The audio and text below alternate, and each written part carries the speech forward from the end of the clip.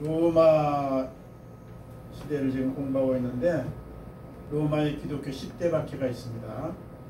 예수님께서 이제 제자들과 함께 이렇게 성만찬하시고 그 다음에 죽으시고 그 다음에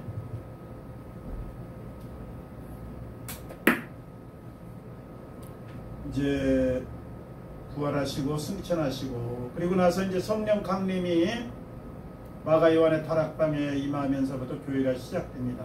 교회가 시작되면서 곧바로 베드로 요한을 중심으로 이제 복음이 전파되는데 복음이 아주 불처럼 그렇게 번져나가죠. 그때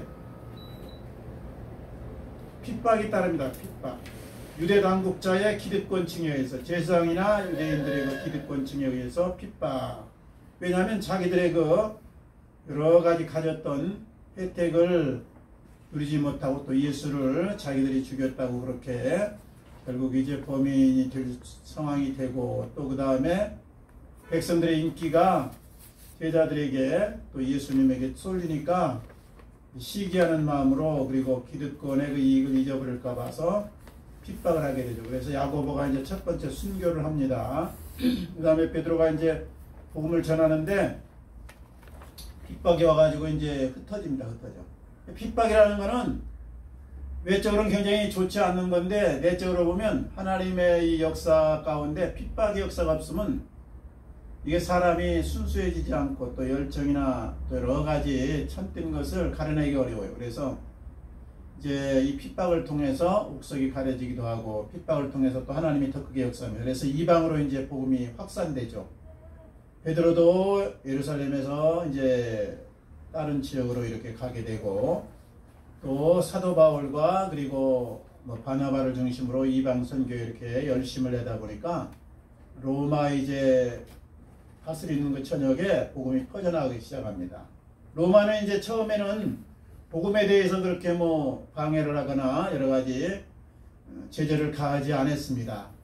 근데 나중에 이제 로마가 이렇게 직접적으로 제재를 가하게 된 것은 네로 황제 때, 네로 황제가 이제 주후 64년경에 해서 한 67년, 8년 그때까지 집권하는데 네로 황제에 의해서 네로가 좀 약간 성격이 개팍하잖아요. 우리나라로 말하면 연산군 같이 그냥 그렇게.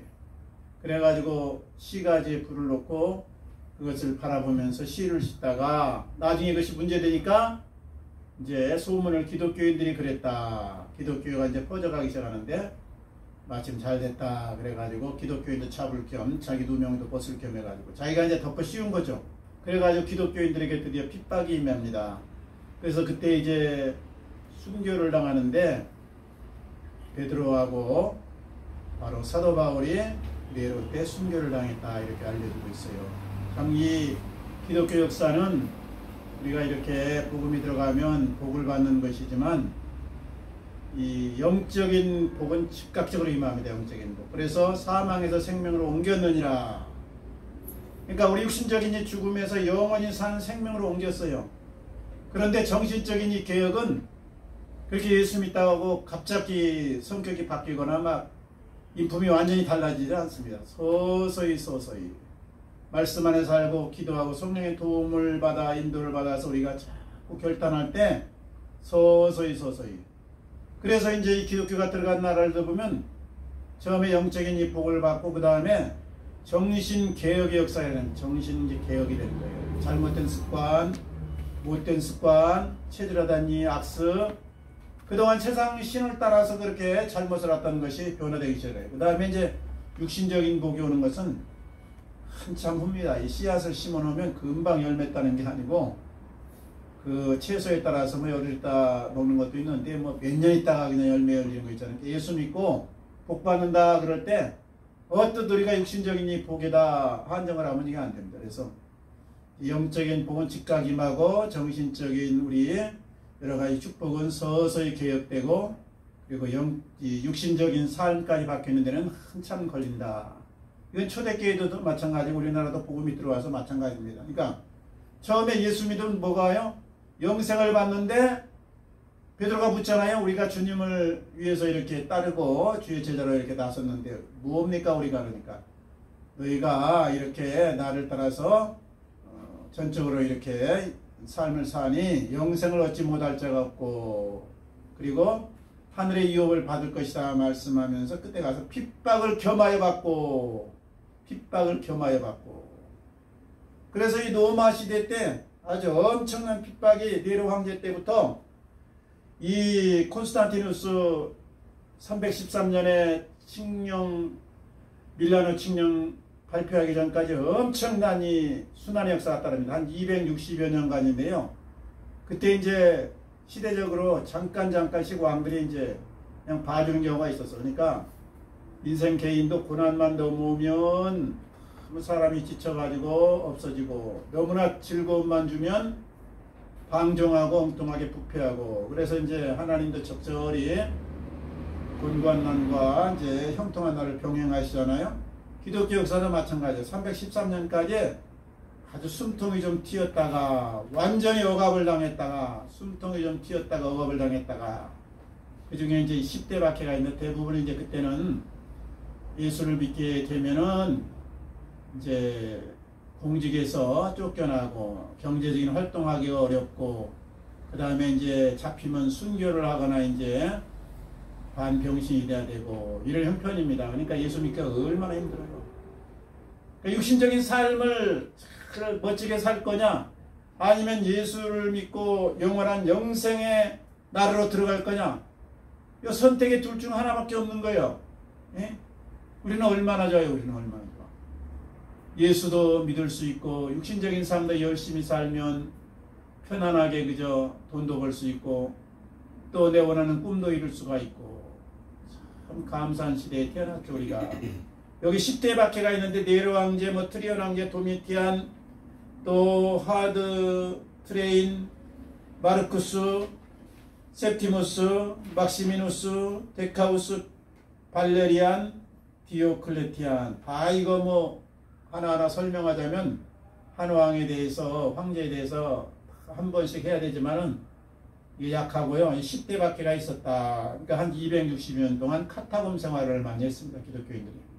정상적인 생활을 할 수 없잖아요. 그래서 그 유럽에 가면은 성지순례 할 때 카타콤 그 산을 뚫어가지고 바위산을 뚫어가지고 그 길을 냈는데 그게 몇십 리 막 그렇게 된다고 그래요. 그거 어떻게 별 도구도 없이 말이지 지금처럼 뭐 이렇게 좋은 뭐 땅 파는 기계로 판 것도 아니고 거의 그저 수작업을 해가지고 손으로 파고 그저 돌멩이로 그냥 해서 파고 철로 그저 파고 그랬는데 어떻게 팠는지 모르는데요. 사람이 겨우 이제 들어가서 기어다닐 정도. 나중에 그런데 로마 황제들이 이게 박해할 때요 거기다 또 개를 풀어놓습니다. 사람은 기어다니고 개는 거기서 뛰어다닐 수 있으니까. 그래가지고 막 죽이고 또 여러가지 자식들을 그 보는 앞에서 그러니까 로마는 기본적으로요 예수 믿다고 무조건 죽인 건 아니고 예수 믿은 사람을 잡으면은 너 황제한테 경배하고 황제 신을 섬겨라. 이 황제를 우리나라 동양도 마찬가지인데 저 중국에도 천자라고 그러고 일본도 왕을 갖다가 무슨 뭐 그 신사참배하는 것이 하늘의 아들로 알잖아요. 지금 같으면 허무맹랑한 얘기죠. 근데 옛날에는 뭐 제우스의 아들이다. 뭐 하늘의 왕이다. 아들이다. 그래가지고 그냥 문민정책을 써가지고 완전히 백성들은 땅의 사람이고 황제들은 하늘의 사람 아들이고 그래가지고 차별화시켜가지고 꼼짝 못하게 얽어맨 문화죠. 그런 데서 기독교인들은 오직 섬길 분은 하나님밖에 없다. 어찌 황제가 신이냐 거부하니까 죽는 거예요. 근데 그 순교의 피를 어마어마하게 흘립니다. 그 역사가 만약 이게 260여 년간 마귀가 바로 이제 그래서 기독교를 박멸하려고 이제 후대에 전해지지 못하게 하려고 구원의 길을 막아놓은 건데 그걸 우리 믿음의 선조들이 생명을 걸고 지켰다 이게 생명을 걸고 예? 그래서 그 복음의 역사가 이어옵니다. 그래가지고 나중에 313년에 콘스탄티누스가 이제 전쟁을 치르면서 그때는 그 황제가 6명이나 됐다 그랬잖아요. 싸움을 하가는 과정에서 통합을 다 이뤘죠.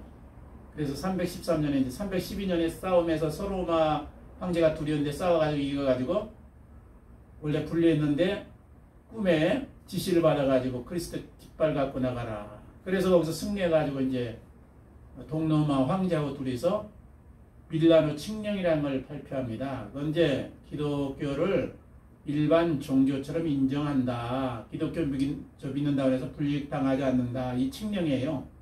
그리고 318년에 와가지고 데오도시우스 1세에 의해서 이제는 로마의 국교는 기독교다. 이렇게 이제 선포가 됩니다. 그래서 참 이 260년간의 이런 피 흘리고 눈물 난 역사, 온전히 육신을 포기하고 영생을 후대에 전하기 위해서 힘쓴 우리 선조들 때문에 우리까지 예수를 믿게 된 것이죠. 얼마나 감사한지 모르겠어요. 근데 오늘날도 세계 각국에서 핍박이 참 많습니다. 그래서 너무 안타까워요. 예수 믿으면 무조건 잡히면 죽습니다. 그 대표적인 나라가 이 북한하고 저 아프가니스탄이에요. 북한이 기독교 박해국 1위. 예? 20년간, 지난 20년간. 이제 올해는 어디로 바뀌었느냐? 올해는 이제 아프가니스탄. 아프가니스탄이 작년 8월 15일 날 이제 텔레반이 정권을 잡으면서요. 기독교인들은 무조건 잡으면 재산 빼앗고 죽이는 거예요. 그러니까 아프가니스탄에 교회가 하나도 없습니다, 지금. 외적으로는 믿는 사람이 하나도 없어요. 지하에서 어떻게 혼자서 믿는지 어쩐지는 모르겠는데, 그런데 그 전에 21년까지, 작년까지는 북한이 기독교 박해국 1위. 예? 잡히면 무조건 이제 아오지 탄광. 사속들은 이제 전부 처형하거나 이제 죄를 물어가지고 이제 완전히 이제 말살정책 시키는 거예요. 그러니까 우리 남한은 복음이 충만하고 여러 가지 참 육적인 이런 풍부함도 누리고 자유도 있고 열린 사회인데, 여기서 저 몇십 리만 가면 북한 땅에 얼마나 참 안타까운 김정은 밑에서 그렇게 신음하는, 그러니까 너무나 안타깝습니다. 참 여기 극과 극이에요. 대한민국은 지금 세계에서 가장 살기 좋은 나라고, 영과 그리고 우리 정신적인 것과 육적인 걸 다 합치면 세계 1등이고, 북한은 세계에서 가장 살기 힘든 나라. 그리고 이제 아프가니스탄이 이제 텔레반 정권이 들어서 가지고 지금 기독교 박해국 1위로 이제 올해 이제 들어섰는데요. 이 두 나라가 아주 지독하게 박해를 많이 합니다. 그 밖에도 여기 나와 있는 대로 어마어마하게 많은 국가들이 기독교를 박해해요. 이 10대 이 박해국은 뭐 리비아, 그 다음에 소말리아, 예멘, 에리트리아, 아프리카 북동부에 있는 나라인데요. 그 다음에 나이제리아, 파키스탄, 이란, 인도, 이런 나라에서는 예수 믿으면 일단 공직에는 등극을 못할 뿐 아니라 죽을 각오를 해야 됩니다. 죽을 각오. 그리고 법으로는 이제 종교의 자유가 있다 했는데, 이 민간에서 아직까지도 이 통제가 잘 안 되는 미개 국가다 보니까 때때로 습격을 하는 거예요. 밤에 들어와 가지고 그냥 죽이고, 그 다음에 불을 놓고 가고, 또 자기 이 가족 중에서 예수 믿는 생기면은 가족들이 그냥 죽이는 거예요. 그냥 그렇게. 예수 믿으면 불명예, 그리고 쑥대밭되는 가정이다, 이렇게 생각해가지고 가문을 짓기 위해서 그럽니다. 그러니까 얼마나 안타까운지. 우리는요, 시대적으로 그리고 또 국가 이 지역적으로 너무 좋은 시대에 살고 있습니다. 그래서 이 성경에서 보면 주의 이름을 부르는 자는 구원을 얻으리라, 이건 이 핍박 시대일 때 말하는 거예요. 주의 이름을 부르는 자는 구원을 얻으리라. 또 다른 말씀이 있으니 끝까지 견디는 자는 구원을 얻으리라. 너 육신의 죽음을 맞더라도, 어떤 핍박과 어려움을 맞더라도 예수를 믿으면 너 영생 얻는다. 이게 오늘날 우리에게도 해당됩니까? 많은 그리스도인들이 착각을 하는 거예요. 이게 우리는요, 주의 이름을 부르는 자는 구원한다, 이게 해당이 안 됩니다. 사실 엄밀한 의미에서 이거는 지금 북한이나 이란이나 파키스탄 같은 지역에 해당되는 거예요. 이건 순교. 주 이름을 예수를 다 믿는다 고백하면 곧 순교를 말하니까. 그런데 우리나라는 나 예수 믿는다 그러놓고 실제로는 예수 안 믿는 것처럼 사는 사람이 태반인데 모이고, 그런데 구원 얻습니까? 우리나라나 이 유럽이나 이런 나라는요, 명목적인 기독교인이 많은데 실제적인 기독교인이 적어요. 우리가 주여 주여 하는 자마다 다 천국에 들어갈 것이 아니요 내 아버지의 뜻대로 행하는 자라야 들어가리라 하신 이 말씀이 적용되는 거예요. 지금 뭐 세례받고 나 예수 믿습니다. 그리고 사는 것은 전혀 주님의 뜻대로 안 살아요. 우리가 예수 믿고 축복받기 원합니다. 또 예수 믿고 잘되기 원합니다. 예수 믿고 긍정적으로 살기 원하는데 다 좋은 거예요. 오늘 오전에 우리 이적수 목사 말씀한 대로 예수를 붙들어잖아요. 그럼 예수 못 붙드는 거예요. 이름만 붙들고 뭐 예수님 사진만 걸어놓은 게 예수님 붙드는 겁니까? 아니에요. 예수님과 늘 동행하는 삶을 살아야 돼요. 동행해. 예수님의 마음은 어떨까? 예수님의 뜻은 무엇인가? 그리고 예수님의 인격을 나타내야 되는 거예요. 삶에서 예수님의 인격. 아이가 예수는 믿는다고 입으로 고백했는데 뭐 인격 보니까 완전히 그냥 개차봐지면 예수 믿는 사람 아니죠. 이거. 그 다음에 예수님처럼 살아야 돼. 예수님 어떻게 살았어요? 사랑의 가슴으로 살고 복음을 전파하며 살고 누가 나에게 무슨 요구를 하든지 예수님은 한 번도 거절하거나 싫은 해석을 안 하더라고요. 내 이거 참 우리는 SNS나 무슨 카톡만 많이 와도 얘 귀찮게 하냐고 그러잖아요. 예수님은 그거 없어요. 아주 그 가늠하다 현장에서 잡힌 여자 가지고 데려와가지고 그냥 예수님 귀찮게 하고 무슨 안식일 문제 갖고 트집 잡고 심지어 십자가에서 돌아가는데도 강도가 말이죠. 한쪽에서는 비난하고 한 강도는 나 좀 기억해 주소 그러니까 예수님이 나 지금 이렇게 죽어가는데 지금 고통도 심하고 지금 수치도 당하고 말해 이거 이렇게 어려운 상황에서 지금 아버지한테 내가 내 영혼 부탁하고 이랬는데 너 지금 돌아보게 생겼냐 지금 너? 네 문제 네가 알아서 해라. 박대하지 않습니다. 오늘 내가 나와 함께 나오네 있으리라. 그 주님의 그 사랑의 가슴. 그래서요 저도 가끔가다 바쁘고 말이 힘들고 어려운 일 했는데 주님 생각하면 그런 생각 들어요. 야 사람들이 나 귀찮게 하는 게 얼마나 감사하냐. 예? 우리 주님은 쉴 틈이 없어. 쉴 틈은. 쉬려고 하면 사람들이 몰려와. 문제 가지고 해결해달라고 사람들이 귀찮게 해. 이야 얼마나 피곤했겠어. 가는 데마다 핍박은 있고 원수들은 많고 여러 가지 있는데 자기에게 문제 해결하려고 눈물을 흘리면서 예수여 다윗의 자손이여 나를 불쌍히 여기소서. 근데 예수님의 생애 가운데 한번 짜증내는 거 봤어요? 없어요. 단지 바리새인이나 서기관들 그리고 제사장들에게 기득권층들에게 야단을 쳤어. 독사이다 했더라. 왜냐? 영적으로 불쌍하거든 이게. 까딱하면 이게 지옥 가게 생겼거든. 명복은 이게 지도자인데 지옥 가게 생겼어. 그래서 너희들 그렇게 살지 말고 회개해라 촉구하기 위해서 주님이 다른 사람은 감히 하지는 못한 말을 자극 주려고 말이죠. 이 독사이자들하고 야단 친 적은 있어도 예수님 앞에 와서 하소연 하는데 짜증낸 사람 한도 없습니다. 그러니까 우리가 이 주님의 가슴으로 살아야 돼. 그리고 이런 선조들의 그 피와 눈물과 땀을 통해서 복음이 오늘날까지 전파되었어요. 이 시대 우리나라 기독교 초대 기독교사를 봐도 거의 다 순교했습니다. 처음 사람들은 순교를 각오했어.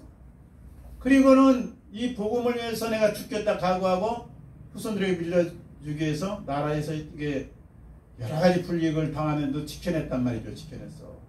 다른 나라 다 그렇게 들어갔습니다. 복음 중국, 일본 다른 나라 다 복음 들어갔는데 전부 다 육신 삶의 불이익을 당하니까 전부 다 거절했어. 안 믿겠다고. 나 안 믿겠습니다.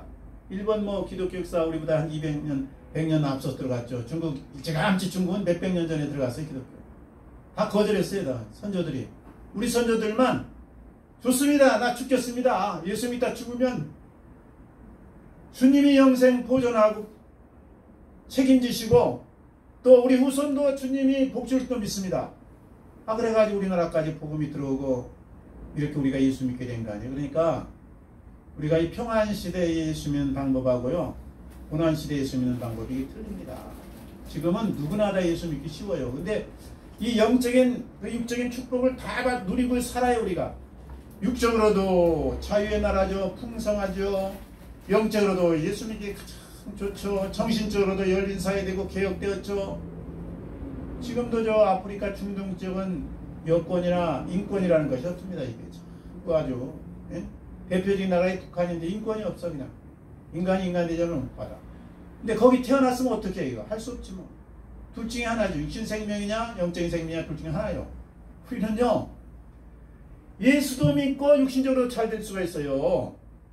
근데 예수 믿는 사람들이 예수 믿고 영적인 축복 받아가지고 그 다음에 열심히 하나님의 일반 원리를 따라서 살아야 돼요. 이거 복 받는 거는 우리가요 영적인 원리하고 육적인 원리하고 딱 착각하면 됩니다. 옛날에 어떤 분은 막 성전 건축에서 빚을 지고 융자 받았고 되면 자식들이 잘 되고 전다는데 그러면 안 돼요. 그렇게 하면 강제적으로 하면 안 돼요. 육신은 일단 열심히 일해야 됩니다. 그리고 적극적으로 살아야 되고 그리고 늘 창조적으로 살아야 이 육신은 복 받는 거예요. 이게 안 돼 있으면 암만 예수 믿고 그리고 헌금만이라도 이게 복이 오는 게 아닙니다. 하나님의 원리가 그렇다니까 원리가. 그러니까 육신적인 거는 우리가 세계 이 역사나 개인 역사를 다 봐도 우리나라 10대 재벌 중에 예수 믿는 사람이 많지가 않습니다. 이 삼성 이건희를 비롯해서 뭐 정주영 뭐 다 그 이날 지나가고 지금 재벌들 있는 사람이요. 예수 믿는 사람 몇 명 안 돼요. 예수 안 믿어요 다. 또 야구 선수 뭐 축구 선수 훌륭하게 우리나라 이름 나는 사람 대부분 불교 믿습니다. 이게. 그러니까 이 육신적인 축복은 하나님의 일반 원리를 따라서 이거 살 때 복이 오는 거예요. 그리고 이 하나님의 그 영적인 원리를 따라서 영혼이 잘 된 거예요. 근데 영혼이 잘 되고 나서 하나님의 일반 원리도 따르면 두 가지 다 될 수 있어요. 두 가지 달라질 수 있어. 그러니까 영적으로 하나님과 늘 가까이 하나님 뜻대로 살고 성령님들을 따라 살고 육적으로 열심히 살고 그리고 일하기를 좋아하고 적극적으로 살고 사람들을 유익되게 하고 그러면 두 가지 다 받는다니까. 그럼 다 받으면 그것 가지고 복음을 위해서 살고 하나님을 위해서 살아야 되는 거예요. 이거. 예수 믿어가지고 뭐 재벌 됐다 이게 자랑입니까? 아니 이게 자랑 아니에요. 그 책임을 말하는 게 돼요. 책임.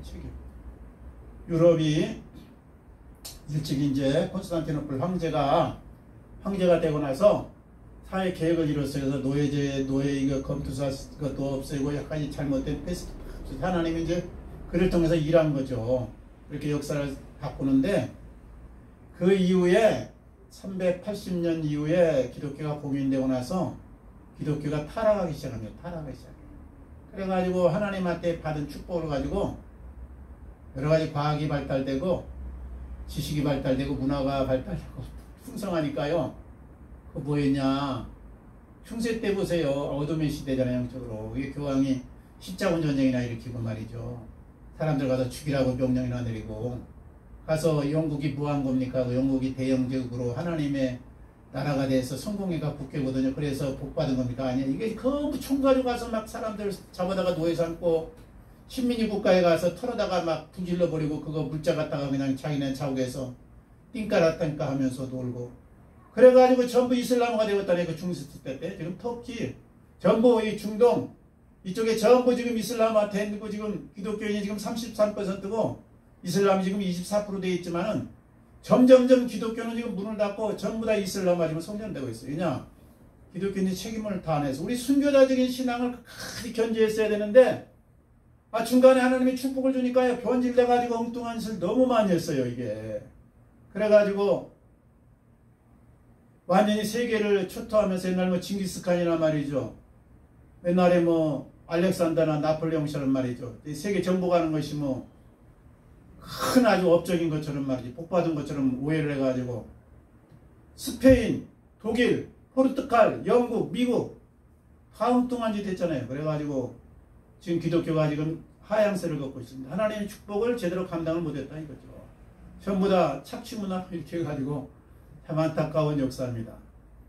그래서 우리가 이 지금 축복받은 이 세대에 살고 있는 우리 기독교인들이 처음 이 순교자적인 정신으로 돌아가야 돼요. 처음 순교자적인 정신으로.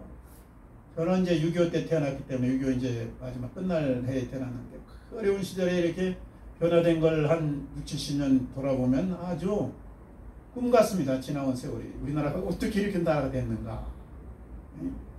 이게 하나님의 축복인데 이 축복을 가지고 참 활용해야 돼. 잘. 그냥 유럽에 그냥 하나님이 축복 주니까 축복 준 것 중에서 가장 잘못된 타락의 징조가 동성연애입니다. 동성연애. 이게 할 짓이 없으니까 옛날에 그 검투사들을 시켜가지고 말이죠. 원형경기장에서 사람을 죽이면서 박수치고 하던 그 기독교인들의 그 모습이 오늘날 우리들이 뭐 얘기해요?